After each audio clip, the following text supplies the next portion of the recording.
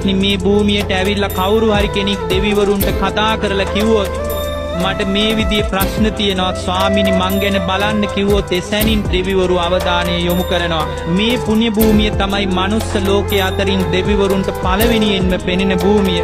වන්දනා නොකලත් මේ පුණ්‍ය භූමියේදී මේ මහා සෑය දිහා බලාගෙන හිටියත් කුසල් වැඩෙනවා. ජීවමාන බුදුරජාණන් වහන්සේ උන්වහන්සේගේ අනුහසට මේ ඉදිවුණ මේ සෑය දිහා බලාගෙන හිටියත් අප්‍රමාණව කුසල් දහම් වැඩෙනවා. මේ ලංකාවේ ජීවය තමයි මේ මහා සෑය රඳුන් වහන්සේ. මේ පාදම ළඟ දන ගහලා තමන්ගේ නළල ස්පර්ශ කරලා අදිෂ්ඨාන ලබාගෙන ආශිර්වාදේ ලබාගෙන යන්න ඒ භාග්‍යවතුන් වහන්සේට වන්දනා කළා වගේ අප්‍රමාණව කුසල් දහම් පුරා ගන්න මේ පින්නතුන්ට අවකාශය ලැබෙනවා. පින්නතුනි අතීත කතාවල තියෙනවා පුරා වෘත්තවල තියෙනවා මේ සෑයට මුදින්